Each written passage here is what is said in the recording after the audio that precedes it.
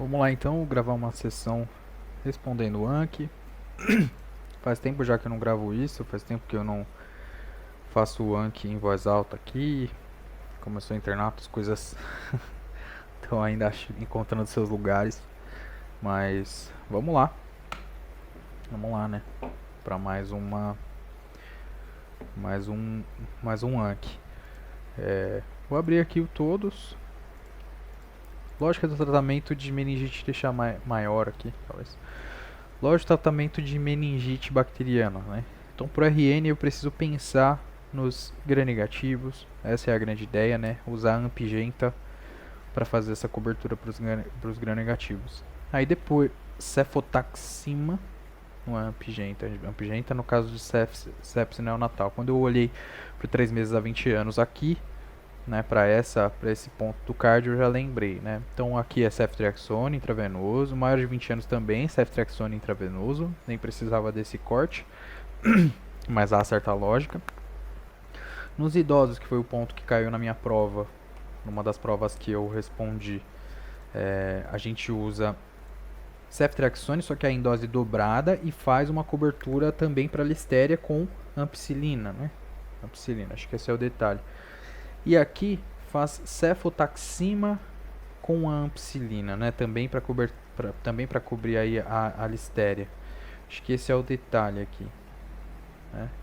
Então cefotaxima, ampicilina, cobrir GBS, né? Grupo Streptococcus, gram-negativos e a listéria. Aí ceftriaxone, aí a gente vai associar a vancomicina em locais de pneumococo resistente, quando a gente tiver essa informação, por exemplo, na questão.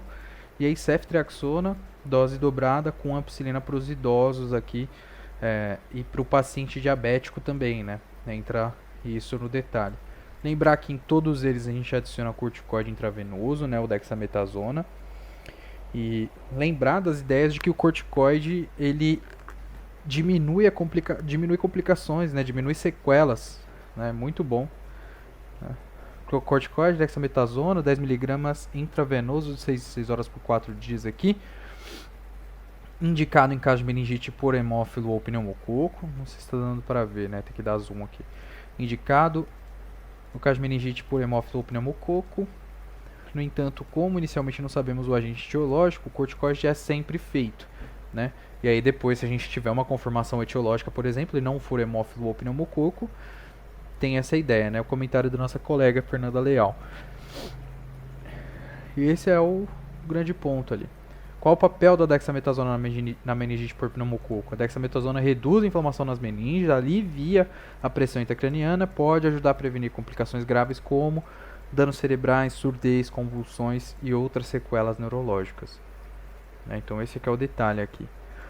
Ataque isquêmico transitório, score do risco para AVE, né? Então o paciente que sofre um TIA, um AIT, e qual que é o score que a gente usa para calcular o risco dele desenvolver AVE? É um score chamado ABCD2, né? Eu acho que é Age, Blood, Confusion, Diabetes mellitus tipo 2. Não. Age, sim, né? Age maior que 60 anos. B é de blood, né? Systolic blood pressure. Hipertensão arterial aqui, elevada. Hipertensão arterial, no caso, né? C, sintomas clínicos. Né? E aí, perda de força unilateral, pontua 2. E D, duração, não é de diabetes, né? A gente tem D2, é D2 porque são 2 Ds. É exatamente isso, né? Não é porque diabetes pontua 2, né? Então, diabetes aqui pontuando 1 também. E aqui a gente avalia o risco, né?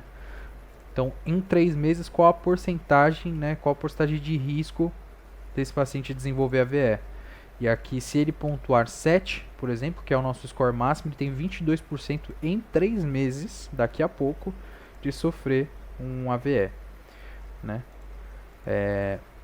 Aí, além de avaliar o risco, serve para indicarmos a dupla antiagregação plaquetária por 21 dias. Se cardioembólico, faz com marínicos. Esse é o grande ponto. Então, se maior que 3, internar, monitorizar e fazer a dupla antiagregação plaquetária aqui. Atitude ou postura fetal.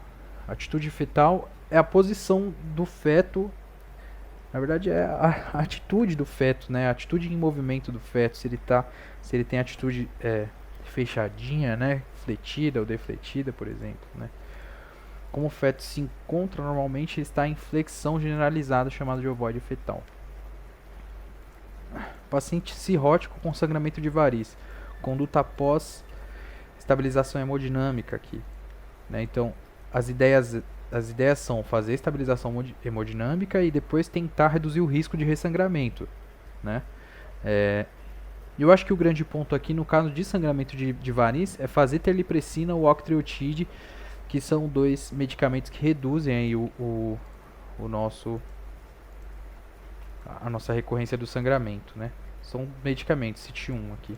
Tratamento padrão ouro ao uso de vasoconstrictores esplâncnicos, como terlipressina ou octreotide.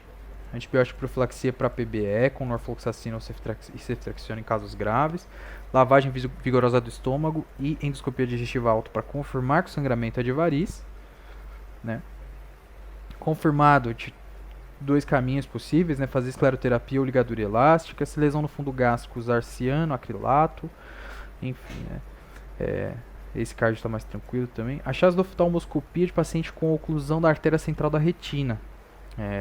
Então a gente vai olhar na fundoscopia, a gente consegue observar a palidez difusa da retina e as manchas vermelho cereja, né? Também. Palidez retiniana difusa, manchas vermelho cereja na fóvea, pois ela é irrigada pelos coriocapilares. A angiografia com fluoresceína demonstra hipofluorescência característica. E aqui a gente vê a mancha vermelho cereja aqui. Paciente com hiponatremia, né, sódio abaixo de 135, osmolaridade plasmática, então no plasma a concentração dos soludos também está baixa. Quer dizer que ele está jogando muito para fora, né? Está urinando muito, é uma possibilidade. Aí a osmolaridade urinária também está baixa. O que está acontecendo? Esse é o paciente com polidipsia, né? Ou potomania, pensar nesse diagnóstico diferencial, né? Ele tem hiponatremia, só que quando a gente conta os eletrólitos, ele não tem... ele não está jogando eletrólitos para fora, basicamente. É o paciente que tem hipotomania. Não está aparecendo aqui o card, porque não apareceu ali a resposta para o card, talvez por causa do zoom, né? Tratamento de paciente com pneumonia adquirida na comunidade.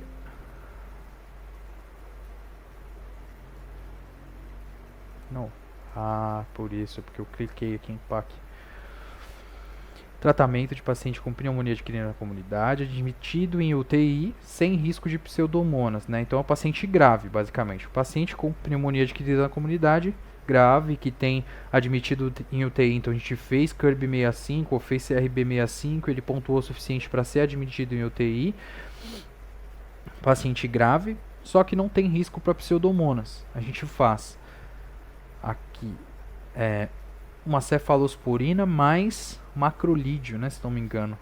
Acho que esse é o detalhe. O caso do meu paciente de POC, 75 anos, grave, né? Tem um fator de risco importante aqui, né? Uma comorbidade importante. 75 anos, já pontua no CRB.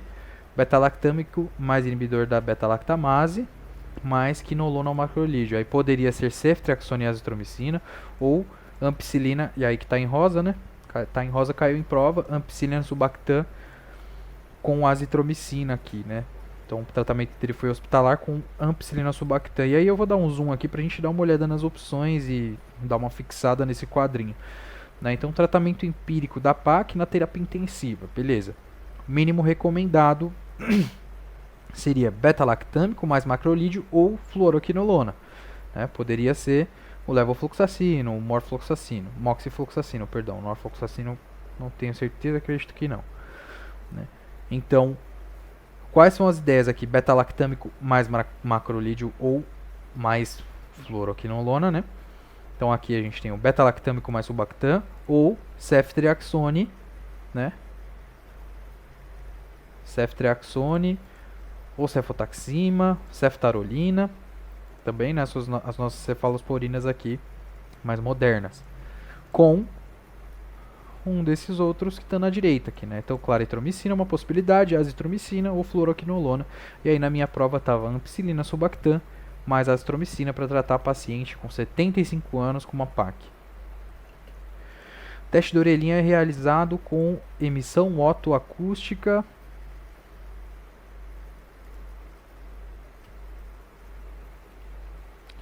Salvo se o paciente tiver fatores de risco para ter perdido a audição, né? Então, um desses caiu na minha prova numa prova da PUC, São Paulo, que eu respondi. E qual que era esse fator de risco que caiu na prova da PUC, hein? Difícil lembrar, né? Difícil lembrar. Especificamente esse fator de risco. Internação em UTI maior do que... Então, fatores de risco auditivos. Ponto. Né? Então, vai fazer emissão otoacústica, a não ser que o paciente tenha fatores de risco auditivos. Como preocupação dos pais, é muito interessante que a gente pense nisso, né? Que preocupação dos pais é um fator de risco que a gente vai considerar e vai fazer indicação para fazer PAT, né? O potencial evocado auditivo de tronco cefálico.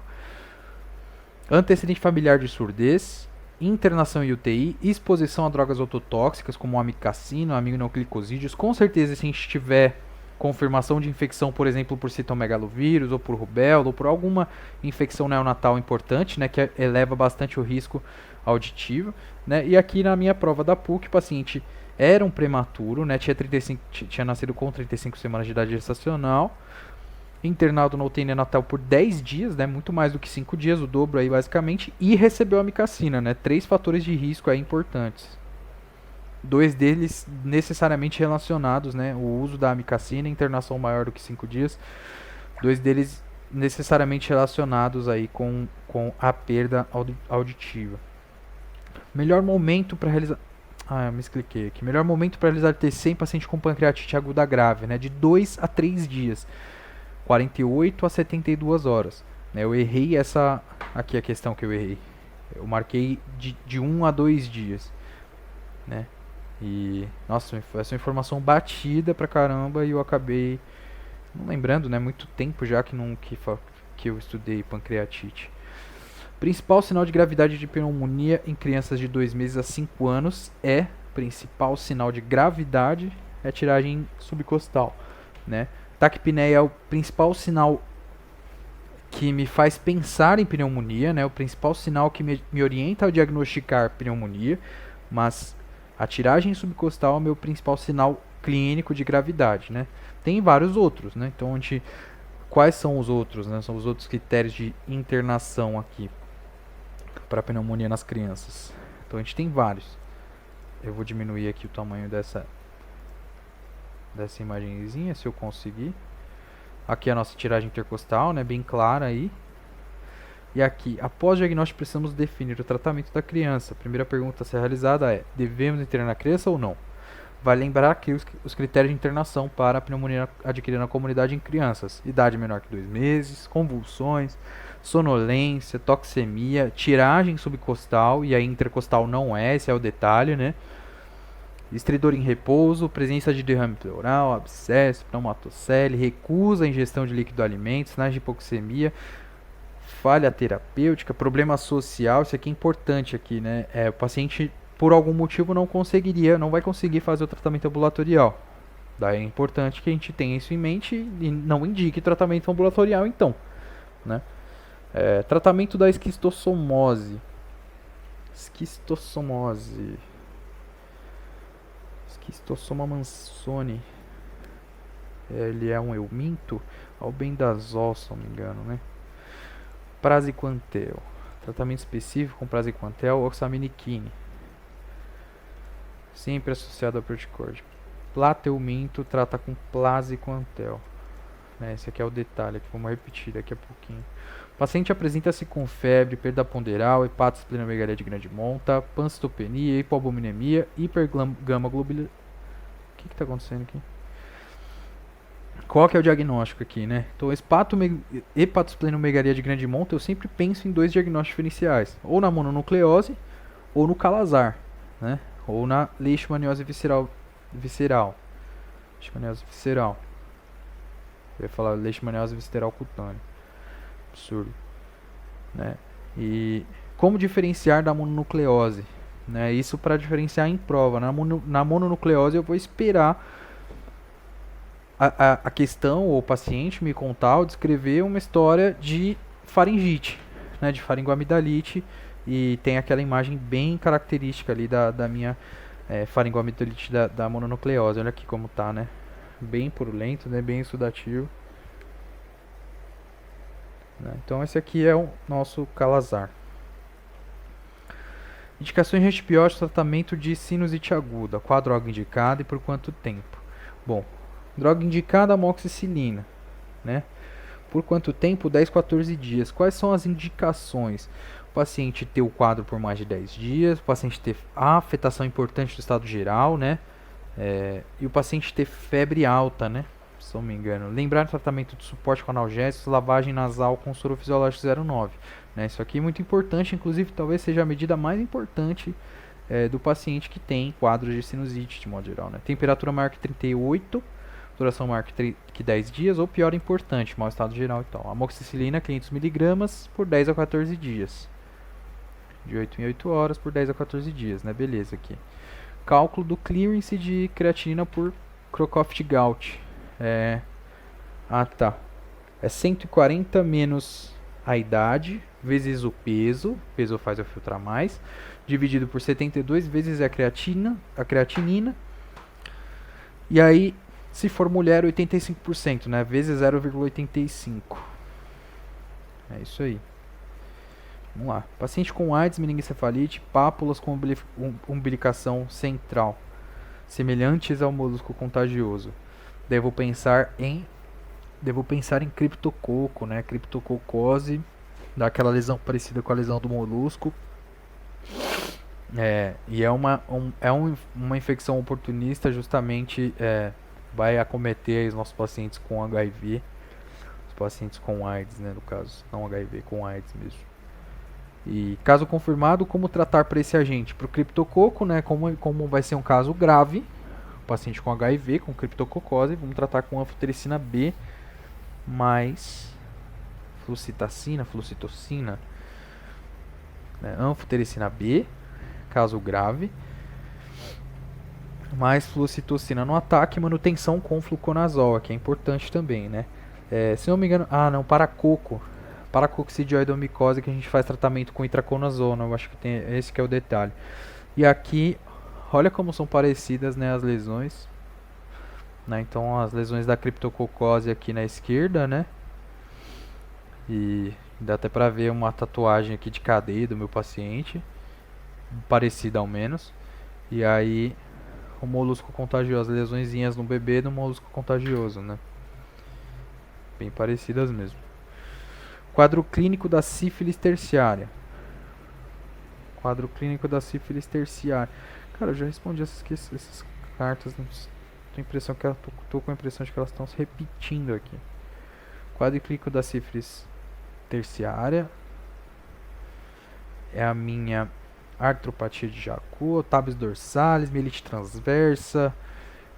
Esse paciente vai apresentar goma sifilítica, né, famigerada, goma, tubérculos ou gomas, mielite transversa, demência, aneurisma aórtico. Lembrar dessa afetação aqui da sífilis, né, na sífilis terciária a gente tem essa possibilidade de afetação no coração. Inclusive uma das questões lá que eu respondi no Medicaid, que já respondi tantas vezes, que está no caderno de erros, é exatamente isso, né? Que está mencionando um sopro cardíaco, está relacionando com a paciente que tem sífilis.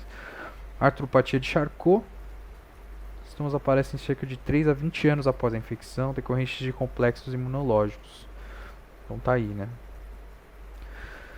Esse aqui é um card que é para eu lembrar de estudar aqui um assunto, síndrome de Dandy-Walker, né? Uma hipoplasia congênita aqui do cerebelo, e que o meu primo foi diagnosticado recentemente com essa síndrome, né? Só que é um diagnóstico tardio no caso dele. Muito estranho para mim esse diagnóstico. Minha tia comentou esse diagnóstico aí e me chamou muita atenção, então eu coloquei aqui para poder dar uma investigada. Tal coisa é patognomônico de torção de apêndice testicular. É blue dot sign, né? Sinal do ponto azul no testículo. Causa mais comum de escroto agudo na população pediátrica, correspondendo a 61,67% dos casos nessa faixa etária. Aí o Blue Dot Sign, né? O sinal do ponto azul, o pontinho azul aqui no testículo do meu bebê. Encontrado apenas 21% dos casos, a conduta é ultrassonografia Doppler, né? Perfeito aqui, beleza. Vamos lá. Criança com quadro que lembra apendicite, mas é mais brando. Mãe refere que está triste de voltar ao hospital pois seu filho teve IVAs há uma semana. Linfadenite mesentérica, será? Linfadenite mesentérica aqui. A ultrassonografia eu vejo linfonodos aumentados no mesentério do ilho e apêndice normal. Então, se é um quadro muito parecido com apêndice, é lógico que na propedêutica a gente vai acabar fazendo... É muito parecido com apêndice, mas é numa criança e tal, tem que fazer uma avaliaçãozinha complementar. Aí faz a avaliação e não tem nada, né? O apêndice está normal. Inclusive é um quadro mais brando, né? E eu acho que, inclusive, esse é um diagnóstico diferencial importante, interessante para a gente poder andar lá para a nossa escala de Alvarado, acho que é essa escala, né? Pensar lá na nossa escala de Alvarado e tomar decisão, né? De fazer, demandar, o paciente demandar a conduta terapêutica imediata ou não, né? Que é a nossa cirurgia, apendicectomia, enfim. Né? Então esse aqui é um diagnóstico diferencial importante aqui, né? Parece interessante que a gente saiba isso. Procedimento diagnóstico no trauma renal. TC triplo contraste, né? Trauma renal, paciente estável, sem outras lesões, TC contrastado, né? O paciente instável que teve trauma, invariavelmente te faz lá paro. Paciente com quadro de resfriado comum que evolui com dor pleurítica. Eletrocardiograma com infra de PR, supra de ST difuso, exceto em V1 e AVR, né? Supra de ST difuso muito legal. Infra de PR aqui é patognomônico, inclusive de pericarditis, né? Pericardite idiopática aqui, pericardite viral, né? Não sei por que apareceu isso de novo aqui. Falhou aqui, tá falhando aqui o Anki, tá estranho. O que está sendo mostrado no set? No set está sendo mostrado as minhas veias pulmonares, né? Pulmonary veins. Tal coisa é o grande trunfo do HIV para estar sempre um passo à frente do sistema imune. É a transcriptase reversa, né? Transcriptase reversa de baixa afinidade, assim, a cada ciclo genético surgem erros. E aí o sistema imune não consegue combater sempre uma proteína específica, né? Porque a proteína está sempre mudando. Paciente HIV sem história de doenças prévias, PPD de 7. Bom, PPD de 7 tem que tratar aqui, né, para ELTB. IgG toxo positivo, sulfametoxazol trimetoprima. CD450 deve receber as seguintes drogas para quimioprofilaxia primária. Então vai fazer quimioprofilaxia primária aqui em 3 casos. Eu acho que as ideias são de fazer para, por causa da contagem CD4 abaixo de 200, fazer para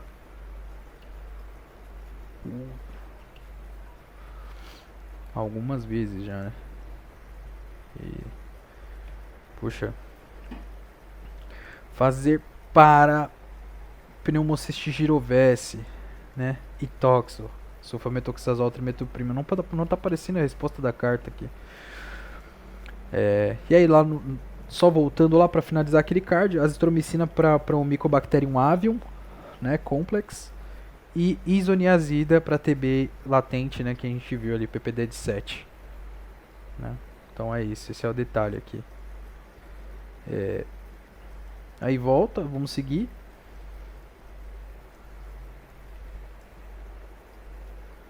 Vamos seguir aqui. Deixa isso aqui. Beleza. Derrame parapneumônico complicado. Quais são as características e conduta? Bom, se está complicado, quer dizer que a gente já fez a avaliação, né? Já fez a avaliação, pensou nos critérios de Light, pensou na proteína no fluido maior do que proteína no plasma, né? Maior que 0,6. LDH maior Não, proteína acho que maior que 0,5, LDH maior que 0,6 e LDH maior do que 2/3 do limite superior da normalidade no plasma, né? Isso avaliando o fluido. E se eu sei que é complicado, também avaliei glicose, também avaliei pH. Glicose está consumida nesses casos, né? Glicose do fluido. O pH está baixo, né? Está acidificado também, né? E nesses casos aí o que é necessário fazer é drenagem, né? Bom, aqui é fazer drenagem mesmo, né? Se eu tiver diagnóstico de empiema. Bom, esse é o diagnóstico de empiema. Glicose consumida, pH baixo, né? pH abaixo de 7.1, se não me engano 7.2 aqui. Glicose abaixo de 60, DHL maior do que 1000. Aqui é proteína maior que meio, DHL maior do que 6, então acertei, tá certinho, né? Drenagem, beleza. E aqui, se evoluir para derrame loculado, claro, né? Antibióticos o paciente já tá usando. Já tinha indicação antes. Se evoluir para derrame loculado, a gente tem que fazer instilar. Agora eu não lembro o que a gente instila ali, né? Bom, esse aqui, bom, tá com a estrelinha aqui, tá nos marcados, já tá pra revisar ali. Droga que aumenta a tonicidade do plasma e desloca a água do intracelular. Manitol, né? Aumenta a tonicidade do plasma, desloca a água do intracelular, é o manitol. A gente usa para reduzir a pressão intracraniana aqui, né? Manitol. Esse é o detalhe do manitol. O que está sendo mostrado no 5? Aqui é a artéria comunicante anterior, né, para mim. Anterior Communicating Artery. Célula responsável pela síntese de baía de mielina. Aqui eu coloco que é 2 por quê? Porque no sistema nervoso periférico quem faz isso é o oligodendrócito. No sistema nervoso central, contrário. Quem faz isso é a célula de Schwann. No sistema nervoso contrário mesmo, né? Então, o sistema nervoso central, oligodendrócito, né? Oligodendroglioma, oligodendrocitoma. E célula de Schwann aqui no sistema nervoso periférico, né? Lembrar das ideias do Schwannoma, que comprime ali o nervo facial, né? Schwannoma que é se não me engano, a incidência no nervo vestíbulo coclear. Enfim, que é um nervo periférico. Enfim, célula de Schwann no sistema nervoso periférico e oligodendrócito no sistema nervoso central. Perguntas feitas ao avaliar o controle da asma. Quais são as perguntas feitas? Se limita a atividade física, se o paciente tem sintomas noturnos maior do que uma vez por semana, se ele usa medicação de resgate maior do que 2 vezes na semana, ou se ele tem sintomas diurnos maior que 2 vezes na semana, né? Então é isso aí. Sintomas diurnos por mais de 2 vezes na semana, algum despertar noturno maior do que 1, maior que 1 é 1, né? Maior ou igual a 1. Medicação de resgate por mais de 2 vezes na semana, alguma limitação nas atividades por causa da asma, né? E aí a gente pensa se eu tenho uma ou duas respostas positivas parcialmente controladas. Se eu tenho a partir de 3, asma não controlada definitivamente. Diâmetro interno da traqueia é de 25 milímetros nos homens e 21 milímetros nas mulheres. 25, 21, né, os maiores tamanhos aqui, né, 25 e 21. Mas é um rango, né, então é uma informação que é um intervalo considerável até aqui, né. Valor normal do bicarbonato no sangue arterial, de 22 a 26 miliequivalente de litro, né. Diagnóstico e tratamento de paracoccidioidomicose, né, então a gente faz cultura, né, tratamento aqui itraconazol por 6 a 12 meses, se não me engano. Opa, apareceu de novo essa carta. Não, tem alguma coisa esquisita aqui acontecendo no rank, né? Acho que faz bastante sentido eu pausar e seguir depois. Vamos ver aqui. Vamos seguir aqui, né, ver o que dá. Depois de um tempo o rank resolveu travar e fechar. Vamos ver o que vai acontecer agora. Definida a cronologia de acidose respiratória pela gasometria. Então, se eu tiver acidose respiratória aguda, eu tenho um pH baixo, né, com base excess normal. Se ela se instalou agudamente, não deu tempo do rim compensar nada, né? Então eu vou ter níveis normais de bicarbonato e é uma acidose respiratória, então eu tenho CO2 elevado, certo? Na acidose respiratória crônica, eu tenho pH baixo, acidose, com CO2 também elevado, só que o base excess elevado também, né, com o meu bicarbonato elevado para taponar. E o excesso de bases, né, elevado. E aqui na crônica agudizado, o excesso de base está elevado. Aí na crônica, aqui, né, na nossa acidose respiratória crônica, bom, se tem acidose o pH tem que estar baixo, né, mas o pH está próximo do normal, talvez. E aí crônica agudizado, eu já perdi de novo o controle do pH, né, com o CO2 elevadíssimo. E mas está faltando detalhe aqui. pH muito baixo, tá? O pH normal ou quase normal, né? Esse é o detalhe. pH muito baixo, não sei porque. Aí, agora apareceu. pH muito baixo e base excess alto, né? Então aqui a gente tinha um pH muito baixo, só que com base excess normal aqui na aguda, né? Não deu tempo do rim nem começar esse trabalho. Aí depois pH normal ou quase normal com base excess alto, né? O base excess que está mantendo esse pH quase normal ou normal. É que se eu estou falando que é acidose respiratória, calculo eu que o pH deve estar entrando nos rangos em que eu chamo ele de acidose. E aí depois na crônica agudizada o pH já caiu, cai de novo, né? O paciente, sei lá, tem uma infecção, por exemplo, tem alguma afetação ali, começa a tomar alguma medicação que lesiona o rim, por exemplo, né? Frente ao quadro de asma onde não há desencadeante alérgico, temos a apresentação da asma não atópica, né? Não sei, deu falhou de novo aqui, sinal da tormenta de neve, né?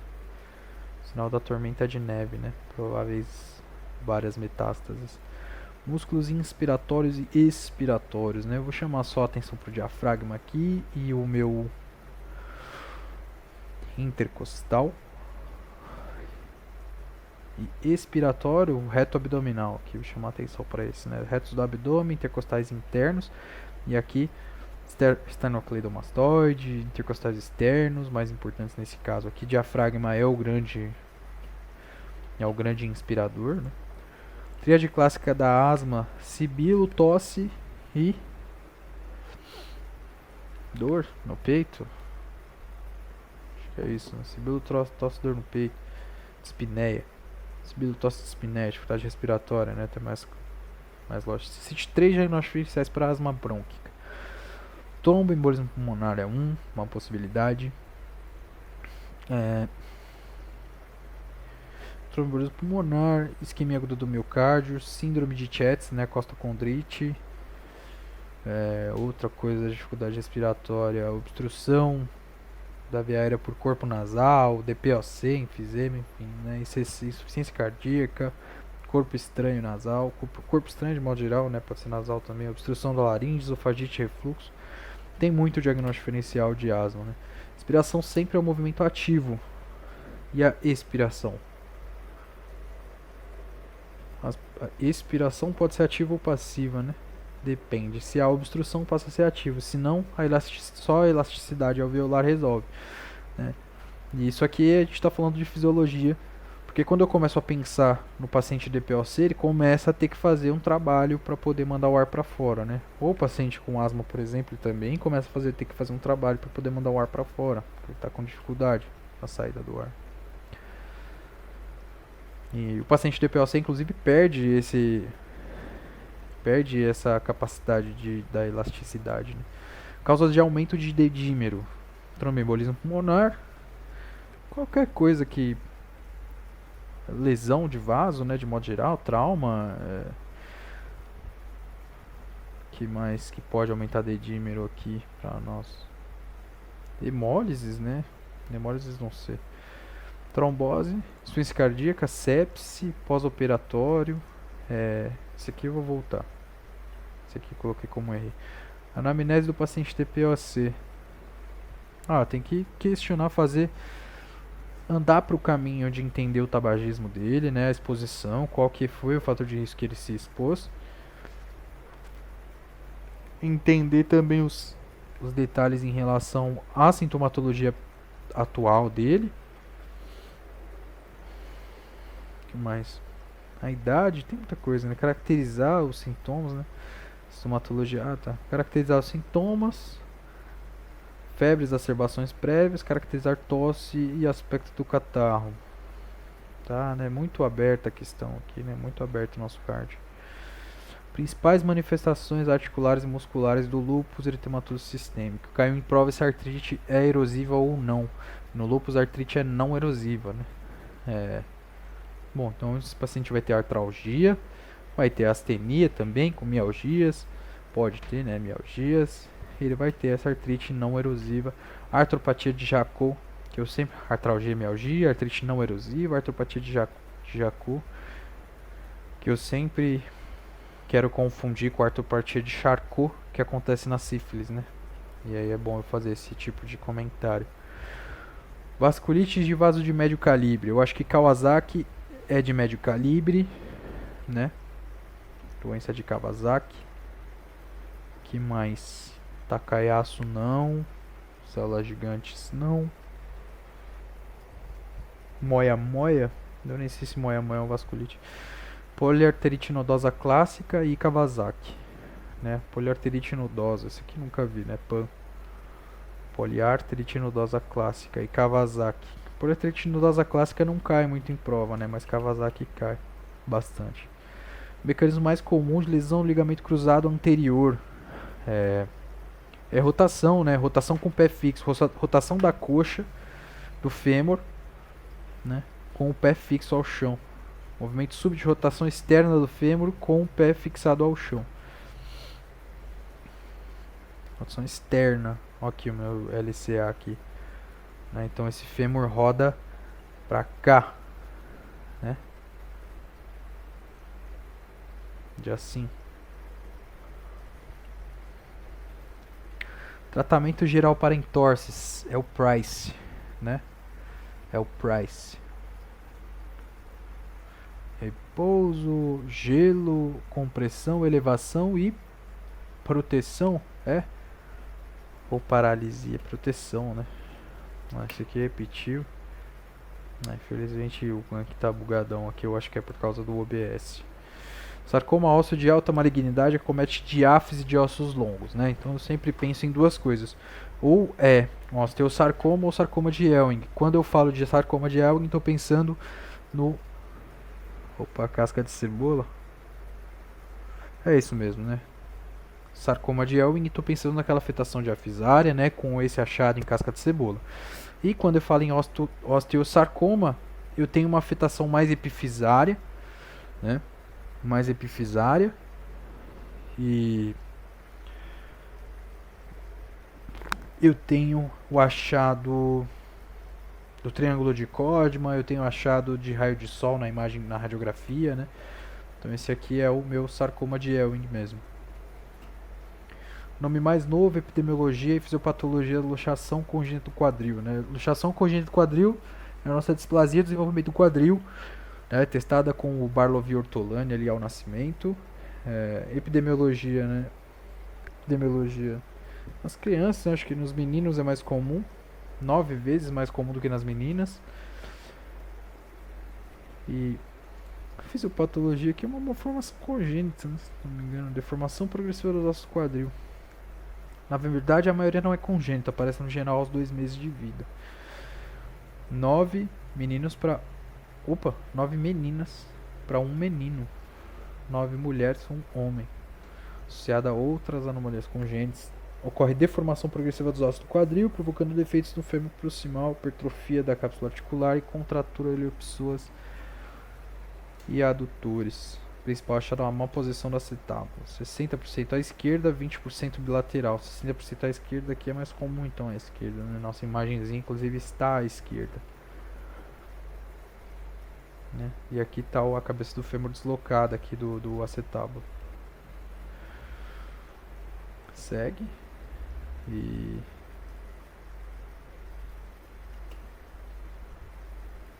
apareceu. Estabelecer as medidas de antibiótico profilaxia e tratamento de estabilização. Fraturas expostas, classificadas segundo Gustilianos. Triângulo de Codman, acabei de falar, né? Osteosarcoma. Mas falhou o Anki aqui, tá falhando pra caramba. Ligamento mais lesionado do joelho, ligamento cruzado anterior, né? Não, ligamento colateral medial. É mais do que o ligamento cruzado anterior. Ligamento colateral medial, né? É ele aqui. Esse aqui no meio aqui, né? Fase crônica osteomielite é marcada na radiografia por sequestro ósseo, né? Então tem um pedacinho de fragmento ósseo aqui que morreu, que acaba virando quase que um abscesso, né? Parece, ao menos. Teste do ortopédia, lesão do ligamento cruzado anterior. É o teste da gaveta, né?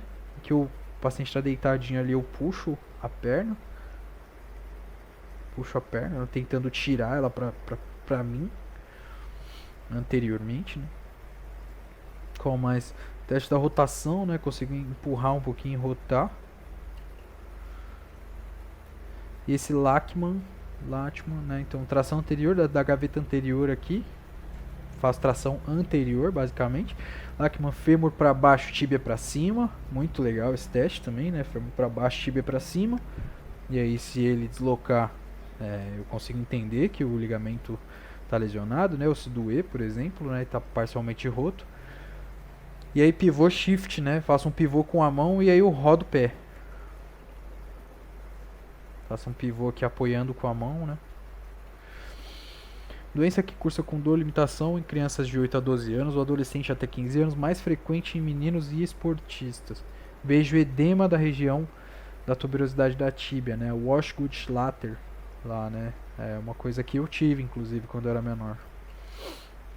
Tratamento antibiótico, anti-inflamatório, crioterapia aqui, né? Fazer um gelinho e repouso. O prognóstico é ótimo aqui. Epifisite tibial proximal, né? Tem quase uma fraturinha aqui, né? Só que não chega a fraturar e romper por completo. Né?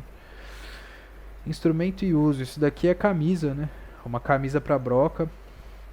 Uma guia, né? Para broca, ou camisa para broca. Aqui no Paraguai pelo menos se chama camisa, né? De ortopedia.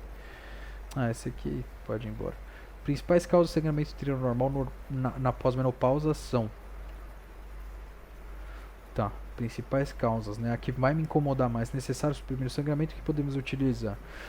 Bom, a que me incomoda mais é câncer, né? Câncer de endométrio após menopausa. Então, me chama muita atenção. Outra possibilidade é adenomioma.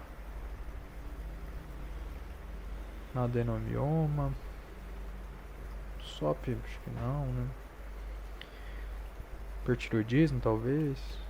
Enfim, vamos dar uma olhadinha aqui no que o cardio vai trazer. Se necessário suprimir o sangramento. Complicado pensar nisso, né? Mas como é pós-menopausado, talvez leuprolide, gozerrelina, anticoncepcional oral.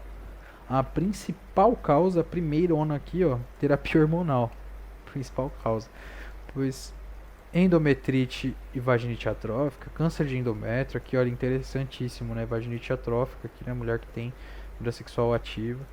Pólipos endometriais ou cervicais, hiperplasia endometrial. Vou colocar que errei esse, vai. Vamos seguir aqui.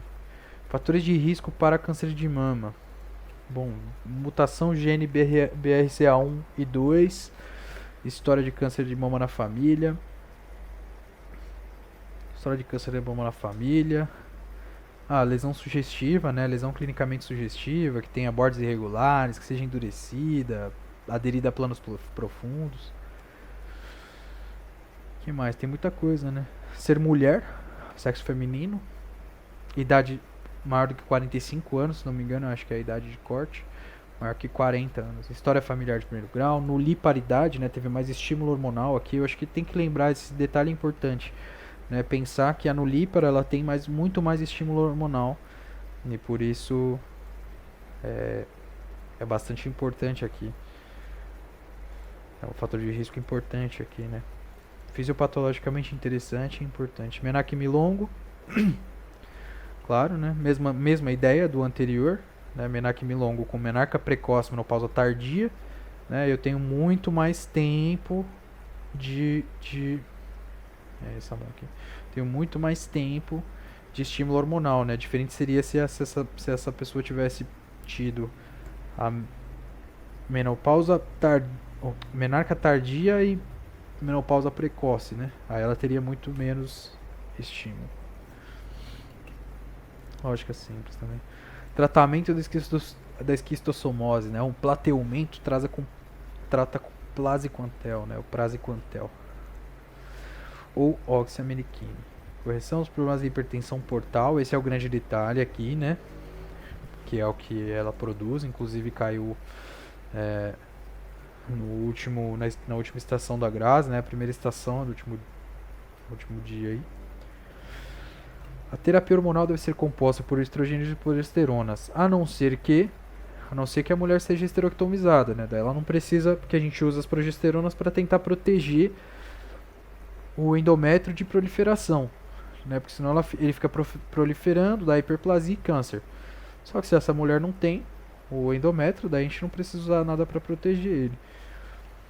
E essa paciente deve ter acompanhamento da terapia hormonal com quais 3 exames? Como é que acompanha a terapia hormonal? Ultrassonografia transvaginal, talvez? Avaliação do FSH e do estrogênio? Não sei.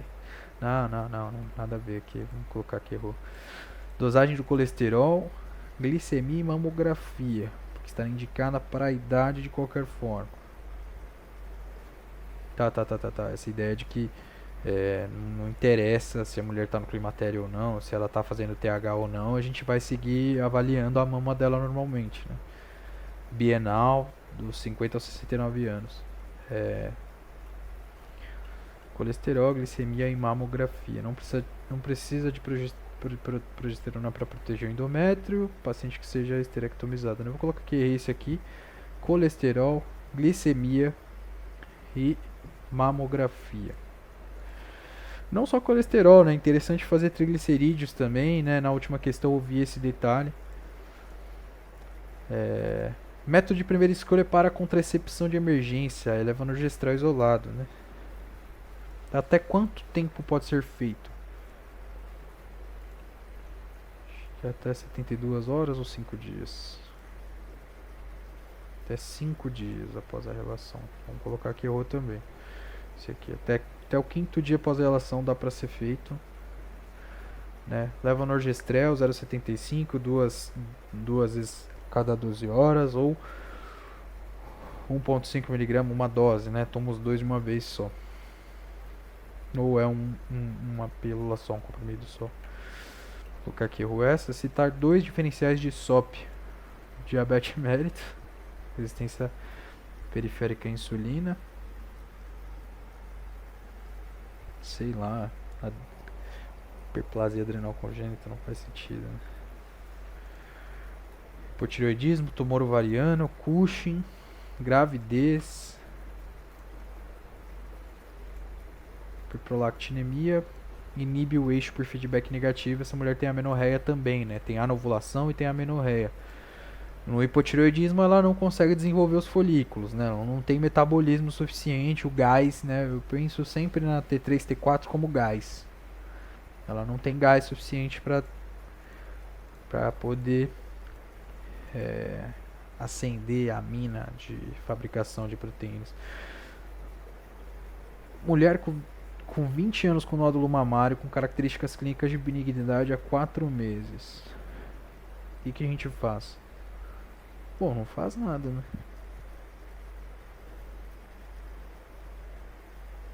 Sei lá, ultrassonografia e PAF, né? Não dá pra fazer mamografia. Ultrassonografia e PAF aqui e acabou, né? Ultrassonografia e PAF, isso mesmo, né? Fluxograma para menor de 40 anos aqui. É uma lesão benigna, tranquila. Critérios de diagnóstico de vaginose bacteriana. São os 4 critérios de Amsel. né? Então é pensar nas clue cells, que me chama a atenção para diagnóstico de vaginose bacteriana. pH acima de 4,5.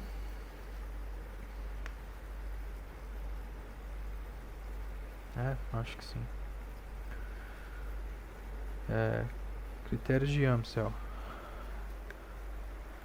O corrimento, né? Um corrimento esbranquiçado e tal, não muito fétido. Pode ser amarelado, amarelado esbranquiçado. Cinzento, na verdade, né? Descreve esse como cinzento para descrever o da candidíase como esbranquiçado, para descrever o da tricomoníase como amarelado. Esse também poderia ser amarelado, né, e tal. Então, nós vamos pensar assim, desse jeitinho. E aí o whiff test, né? Teste das aminas.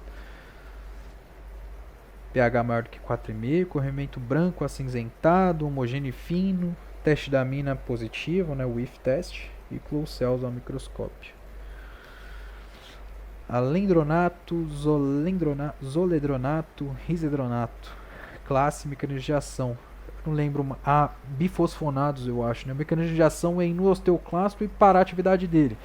É o que a gente vai usar na paciente, por exemplo, que eu acredito que seja essa indicação específica, né? Que a despeito do uso da TH, segue progredindo a osteoporose, né? A gente faz a avaliação da densidade óssea, ela perdeu densidade óssea e segue perdendo apesar do TH, né? Inibição da atividade dos osteoclastos, consequentemente da reabsorção óssea. Muito legal aqui esses mecanismos de ação, né? Daqueles interessantes.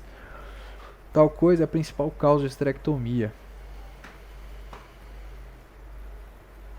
sendo responsável por 1/3 dos casos. Eu acho que é mioma, né? Adenomioma? Não é mioma, não é adenomioma. Miomatose uterina. Leiomioma. Adenomioma. Leiomioma.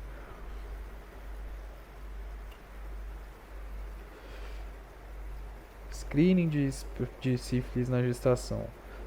A gente vai fazer screening na primeira consulta na 28ª semana, na primeira consulta no terceiro trimestre.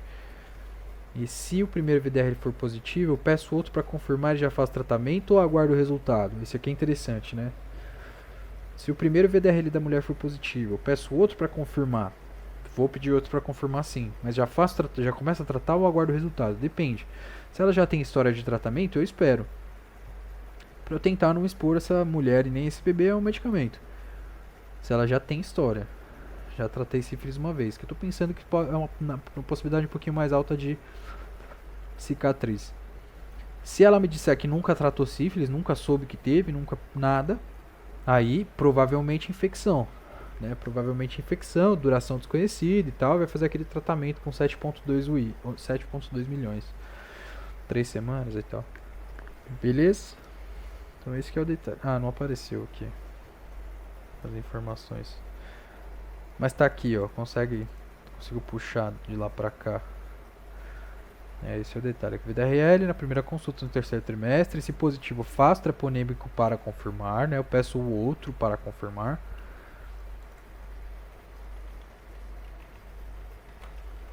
Vamos editar aqui. Peço o treponêmico para confirmar. Não vou pedir o mesmo, né? Peço treponêmico para confirmar. E o tratamento depende. O paciente tem história de tratamento prévio, aguardo o resultado. Não tem história, inicia o tratamento. Né? Esse que é o detalhe aqui. Sempre cheio de detalhes, né? Agora apareceu aqui. Que coisa. Estadiamento 4 do câncer de colo uterino. E a conduta nesse caso, que é igual a 3. Conduta é radioterapia e quimioterapia, né? Estadiamento 4 aqui, eu acho que se não me engano é metástase à distância já, né? Pode ser metástase à distância ou metástase para órgãos vizinhos ali, né? Por contiguidade, né? Acomete outras estruturas. A, bexiga ou reto, ou B, órgãos distantes, né? Metástase à distância aqui. Conduta radioterapia e quimioterapia mesmo, prognóstico mais reservado.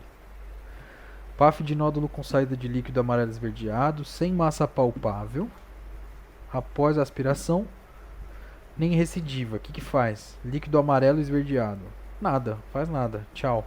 Manda pra casa, joga fora o líquido, não faz nada. Descartar o líquido e encerrar a investigação. Trata-se de achados altamente sugestivos de benignidade.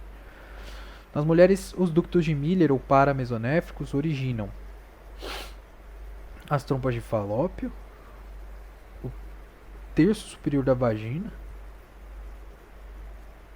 terço superior ou 2 terços, o útero, a síndrome relacionada à ausência destes é a síndrome de Rokitansky.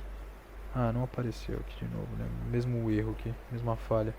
Ah, pegar aquele aqui do lado. 2 terços superiores da vagina, trompas de falópio e o útero. 2 terços superiores da vagina. 2 principais agentes de DIP e principal agente de DIP crônica. 2 principais é a clamídia gonococo e DIP crônica eu acho que é a clamídia principal, né? Bacilo de Koch. Apresentação crônica é mais comum pelo bacilo de Koch. Bacilo de Koch é o Mycobacterium tuberculosis. Ah, não. É ou não é?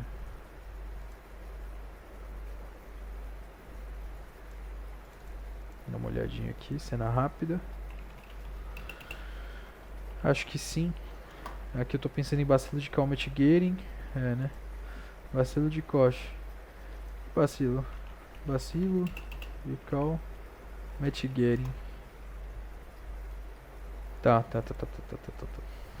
Não, é a mesma coisa, tô falando da mesma coisa, né? Mas o bacilo de Calmette-Guerin é o bacilo que foi modificado para fazer a vacina.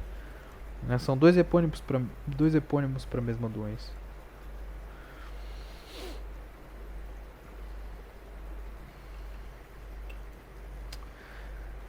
Bom, cansei. 1 hora já falando aqui. E é isso. Né? Chega, vamos ver o que sobrou aqui. Sobrou 30 cartas, 23 cartas. Vamos interromper, é isso, acabou. Falou.